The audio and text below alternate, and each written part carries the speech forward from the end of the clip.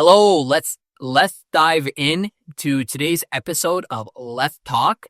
Today, our guest is none other than Shahin, our police chief. Thank you for joining. Well, thank you for having me. Yeah, so it's pretty exciting to have you along. You're pretty recent to the police chief, right? Like the last couple of years, I think. 4.5 years now. Oh, wow. Time flies. Time flies. So where did you come beforehand? Where were you located beforehand? I did 31.5 years with the RCMP in many provinces. So I've been in Quebec, Ontario, and then Alberta, Saskatchewan, Manitoba, and British Columbia. Done work in frontline policing, but majority of my service was targeted on organized crime and drugs, national security, covert operations, homicides, and basically some of those more complex investigations. And then in 2020, I retired from the RCMP, and I've been here since then. So what kind of brought you to Lethbridge then? I had 31.5 years with the RCMP, and I was in the green zone to get promoted, but I knew the promotion wouldn't come in Alberta. I had to go to a different province. Like I had been moved, and my daughter had just started her university in Edmonton. Okay. And I knew she won't be going with us. So I realized that I basically made it clear I'm not really willing to promote and move at the cost of not being with my kid. Yeah. And this opportunity came in Lethbridge, and when I applied, I'm here. And if I didn't get this, I would have just finished my career probably in Alberta and retired at that time. Okay, that's pretty cool. So how long have you been in, I guess, law enforcement? Altogether, 36 years. Oh, wow. Yeah. And then so like when you're in the RCMP, is there any kind of like, is it just generalized? Like, or is there any kind of specific position that you're in? Again, I started in Alberta in Banff Detachment, then went to specialized units, Calgary Drug Section doing international drug work and national international. And then went to Fort McMurray Serious Crimes. Okay. Then went to the undercover unit in BC, and again, drugs, organized crime, national security. Because it's covert operations and obviously my background, language skills and other skills that I built, I managed to provide support to a lot of national investigations, and also had the opportunity to work with European countries, Mexico, all over US. So been very lucky in that regard. That's pretty cool. So like, what would you say is kind of the most misunderstood conception behind the police chief and policing in general? Policing in general, because again, biggest misconception is we can do everything, and yeah, and and it's a fair thing for people to think, but you look at a lot of the work that police does on a daily basis.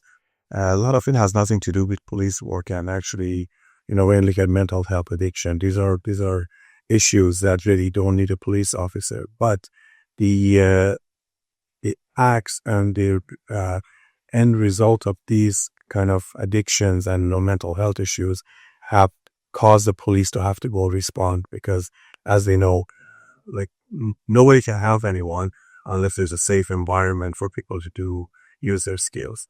So that's why police always get sucked into these topics and issues, and it's our job to go make sure there's a safe environment for people. But the big misconception is, that obviously people don't realize that as police we have, especially in Canada, we have to work within certain legal parameters. Yeah. And we can't go beyond that. And also, when we're dealing, like I know in Lethbridge for sure, and any community I work in, police does an amazing job on enforcement, investigation, intelligence. But once we finish the file and say you arrest somebody and push the file through the other system, we lose total control of it. Now it is in somebody else's hand to deal with the prosecution and basically sanctions. So as a result of that, when people constantly see the same people behaving the same way, week after week, and they think police are not doing anything, we're actually doing a lot with it. We have no control over what we do, what happens to that individual. must be lay the charges and move forward. Exactly, like, because you're the enforcement, but you don't get to set the guidelines, right? And essentially is, like, I think personally, and this is my take on it, like, it's the politicians that set these guidelines. So now then, like, when you see things being repetitive and that there's ways to kind of improve our justice system and our legal system, do you guys take this then forward to our politicians and say, hey, like, we need to adjust this because this is what we're experiencing on a continuous basis, and this will help us do our job? From the Alberta Association of Chiefs and Canadian Association of Chiefs, when there are issues with that really harm our citizens' well-being and safety, we certainly advocate for changes. But again, all we can do is advocate, regardless of what's out there as far as parameters and how people are treated. We know our job is to provide safety to the community.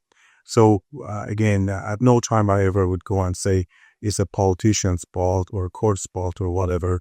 Really, those are so not in my control that I don't even waste my time trying to think whose fault it is or not. But what I do is, as police, we have a job to do, and all we can do is do our job to the best of our ability. And a lot of the recent results in the last 4 years in Lethbridge actually are true testament of when we just actually focus on our job, not worrying about what other people do. I think actually good things do happen. The safety increases, crime goes down, and hopefully we can keep that trend. So answer to your question is, really, we have no control over what politicians do. But if there are significant issues that are, we see that is harming our citizens, as a group, advocacy group, we can certainly provide rationale and then see what they do with it. Bail reform was one of the perfect examples in the last couple of years that Canadian Association of Chiefs of Police partnered with all the premiers in the country to advocate to federal government to make changes to the bail system and actually being able to hold some people in custody. And again, by that we don't mean everybody needs to be in jail. But we are saying there are certain people who do nothing but cause harm to others. And maybe there should be times that we can hold those people in custody so they can't continue their victimization and the destruction they're leaving behind. So like if they're like a flight risk or something like that? Flight risk is really doesn't, that's one of it. Like for somebody to be released, they have to show that they're going to attend court. That's one of the requirements. But it's not the flight risk necessarily, but what you're talking about, a continuation of their behavior. So if they're trafficking drugs, we catch them and they're trafficking drugs tomorrow. If they're doing break and enter, we catch them, they're released, they're doing that. But there were significant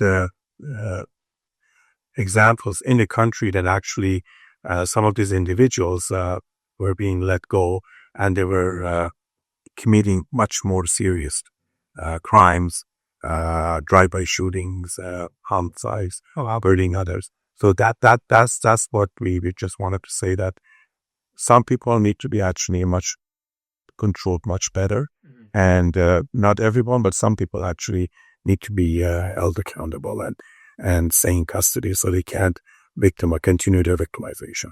Well, yeah, no, thanks for clearing that up for myself too as well, right? So I guess there was a recent study by the Fraser Institute, and you're familiar with this. Yes, we'll have a link of the article down and below in the comment section. So do you think these reports have, how do you think they impact people's perception on our city, and especially when they're kind of moving here? And anytime you get a report that a city is the most dangerous city or most is highest crime rate, it impacts public perception, even our own citizens about our city. So that report, when it came out, obviously, when I read it, it's not, I can't say it's inaccurate, but it's inaccurate in a way that it doesn't represent today's environment.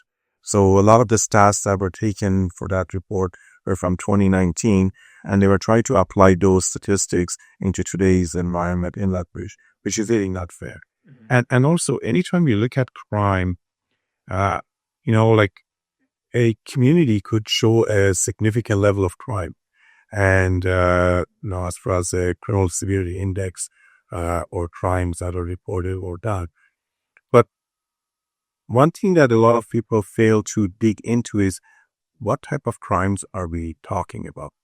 So when you talk about a dangerous environment, I have lived in some communities that one break and enter a year would make community to be worried about their safety. And I have lived in communities that if there wasn't a drive-by shooting in a month, that people felt very safe. So Just a big difference. Big difference. But it's all about the what's the norm for those citizens where they live. But for Lethbridge itself, again, I've been here 4.5 years, and this has been something that any community police, you always have to look at what's happening, what are some of the trends, what are some of the criminal behavior, what's causing it, and what can we do about it.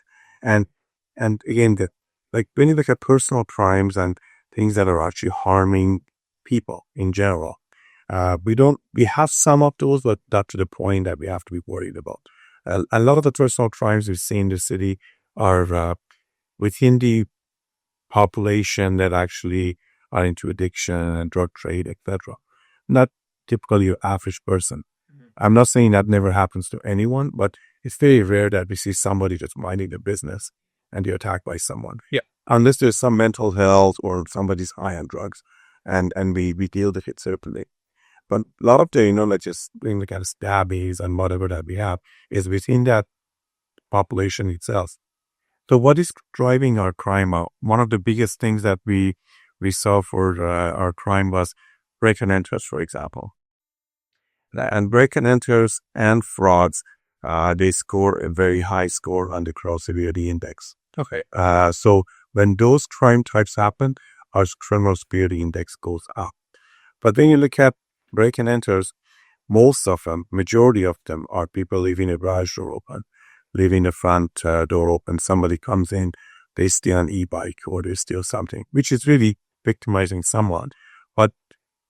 But at the same time, these are the crimes that we've been really trying to educate our citizens that they are totally avoidable. All they have to do is do their checks, make sure they lock their belongings and doors.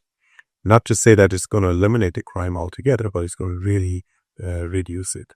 Another crime type that we have is theft of vehicles, which a lot of people leave their keys in their vehicles. Winter time, they are leaving and running.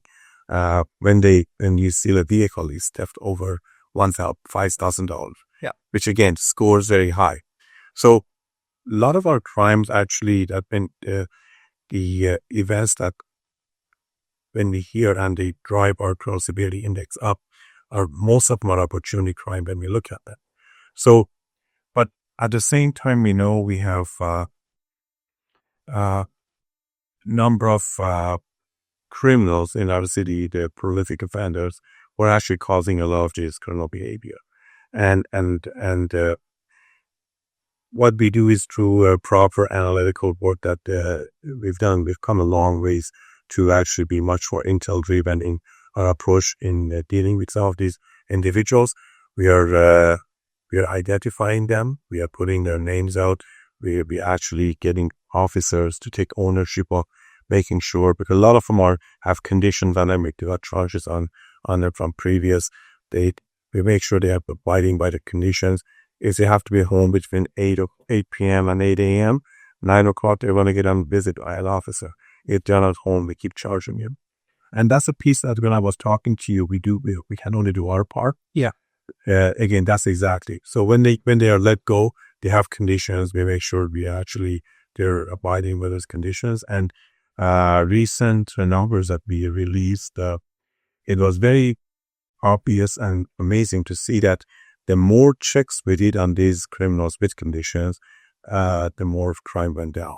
And it's really amazing to see that how increased checks on our prolifics reduces crime in the city.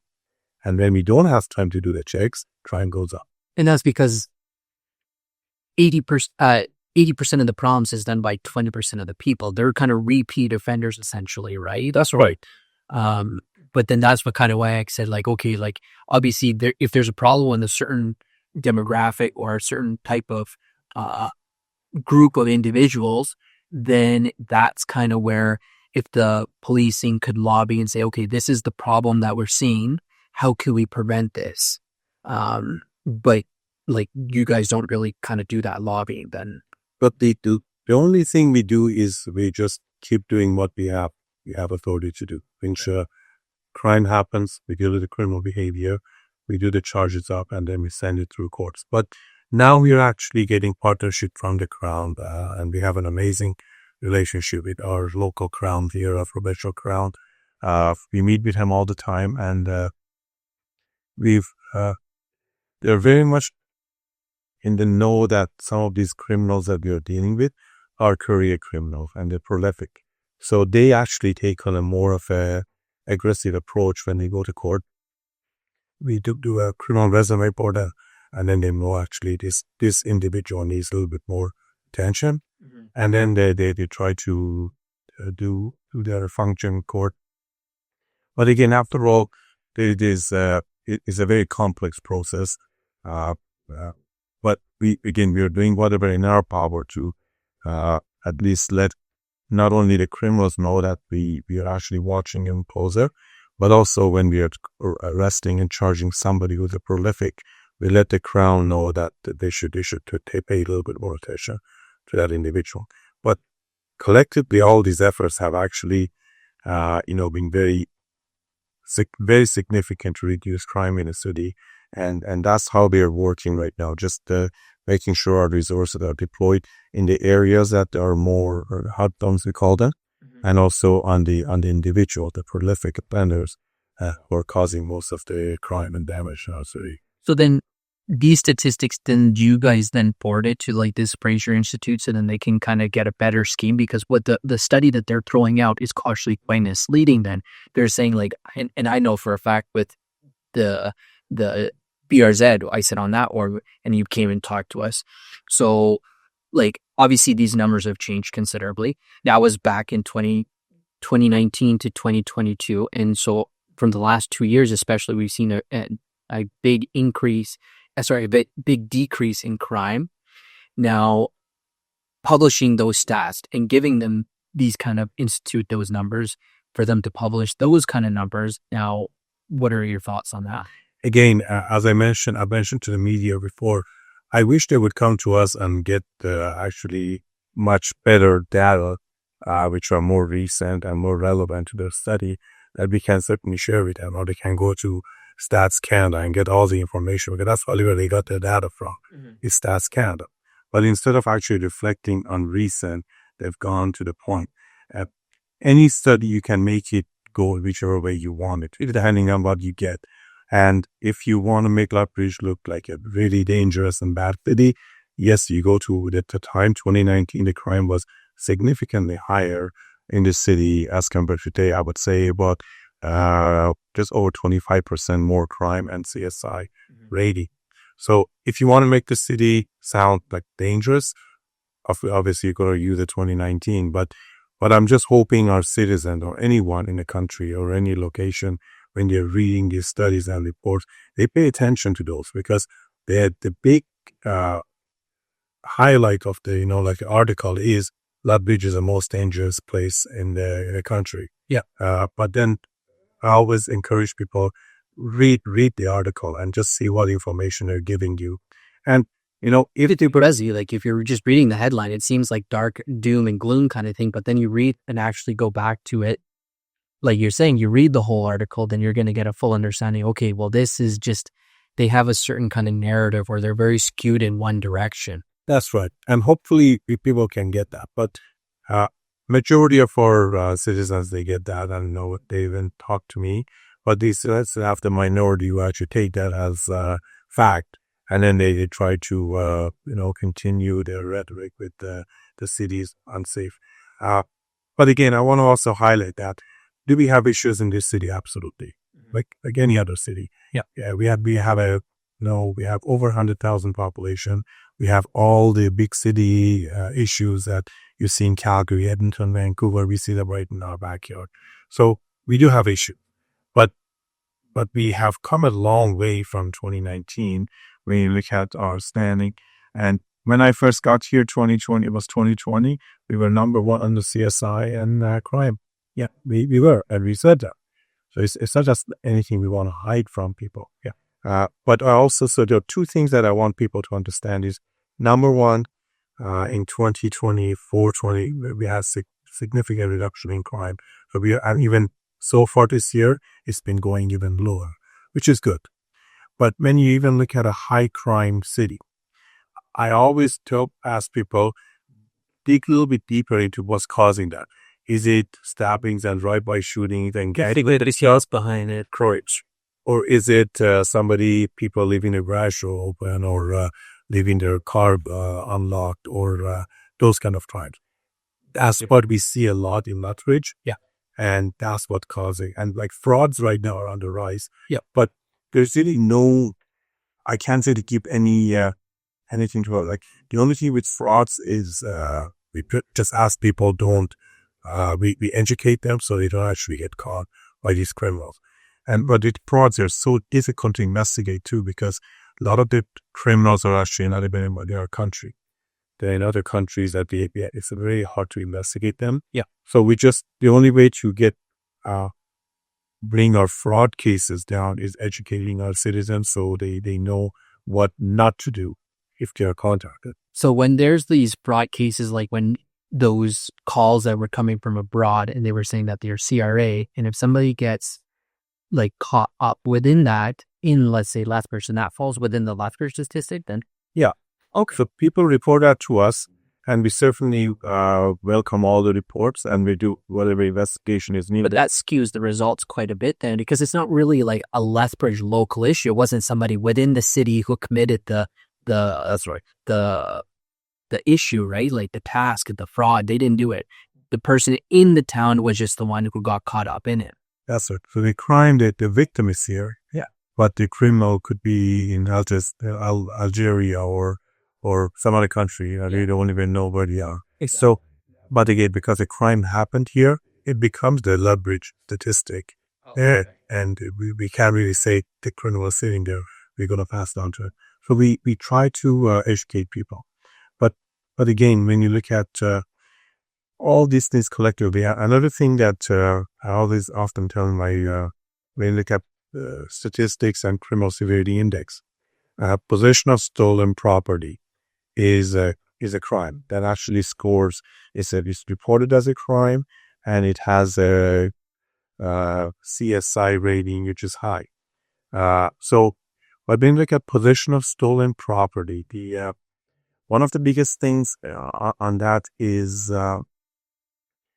say a vehicle gets stolen on the south side in Lethbridge. That's reported as a crime, which is theft over $5,000. And if our members catch somebody in that vehicle on the west side, technically what we've done is we've solved that crime. Mm-hmm. But since we got somebody in that stolen vehicle, now we have to lay charge of possession of stolen property, which again becomes another statistic against us. So the more actually, like some of these offenses, like when we actually go seize property, catch criminals for them doing them, even though we are solving crime, we're still getting negative statistics on that, because like scoring the crime twice, you steal it and then we recover it. So we are scoring a crime twice. So that the more efforts we invest in catching criminals and seizing property, it goes against us. But I don't care about that stat. Yeah, I want that number to improve. And even worse than that, car gets stolen in Calgary, Gets found here. and gets found here, we actually have a negative, even though it never happened here. See, that doesn't seem like just, right? Like that's almost like that should fall within the Calgary, because that's where it initiated the crime. And it does, because they get a report of stolen auto. So they have to report on that. Okay. But that auto is found in Lethbridge. So then it gets with somebody behind the wheels. We have to also report a crime, even though that had nothing to do with our city. okay. So again, these are stuff that people, we try to educate people that that's how some of these crimes are scored. So, which brings me to the point I was trying to make. We have to also investigate what is causing that high crime. What type of crimes are we talking about? Is Lethbridge a place that you just should never go for a walk around, your neighborhood because it's so dangerous? I don't think so. Yeah, but there are communities in this country who are like that, and but again, they don't score the CSI because some of the larger cities, because they have so much population, it takes a lot more crime to bring the CSI to our level. Okay. But we have a lot more serious crimes going on in those cities because you have a lot more organized crime, drive-by shootings, all that stuff. Yeah. That we don't necessarily have in our city. Yeah. Yeah, for the most part, like I think our crimes are pretty insignificant. Like it does suck when you get stolen, things get stolen from you and everything. But if you're comparing that theft to like you said, like a drive-by shooting or a stabbing or something like that, that is quite a bit more significant than nobody's harm in this sense. Yeah, like you're talking personal crime, so crime against an individual, and then we were talking about property crime, which is still, there's a victim, and they've worked hard for their hard-earned property. Yep. And it's really not fair for someone to steal from them, but at least to say it as a person. But another thing that's actually we've seen a rise in some, even though our crime is down, there's some crime types that have been on the rise. For example, sexual assaults. You're having more sexual assaults in Lethbridge compared to previous years. So that could be, but again, you have to look into what's causing that. And that's what I was going to ask. Yeah, what's causing this then? So do we have more sexual predators in our city? I don't think so. Yeah. So there could be two reasons. Number one, like especially child exploitation, all that through use of internet. Like internet has actually opened its doors for a lot of people to commit crime right on that, through child pornography, etc. That, we have dedicated units in the province to investigate those and catch these individuals. But also we have incidents that is actually sexual assault against being kids or other people, young women in general, or men. Mm-hmm. Given today's environment, I think people are more comfortable reporting these crimes compared to the older days, 10 years ago. And so the question is, again, I don't have the answer to that question, but the question is, do we have more crimes happening in our city, like sexual crimes, or is it because people actually are more willing to come and report up to the police because they feel comfortable doing that? So sometimes when something goes out, like calls for surveys, some reported crimes, we can't just panic to say that there's something bad going on. It could be that people are more comfortable, they're actually more trusting of the police service too. So calls for service go up. Certain crime types that people would never report before goes up, which really, but again, I don't know, I don't have the answer to that question, but instead of panicking, just have to look at maybe there is a reason for it. Mm-hmm. Okay. Well, that's pretty interesting. It's an interesting take on it. So I guess on the flip side thing, what is kind of, you being the police chief for now 5 years almost, what is kind of the most heartfelt and heartwarming story that comes to mind when you're thinking about Lethbridge? It's not one story. It's actually how I see this community as a whole. I really appreciate our citizens. I really appreciate how they actually support the police and each other to make the city a better place. And I find this to be a very united community. There are divisions in certain areas, but as a whole, we have many citizens who care for this city.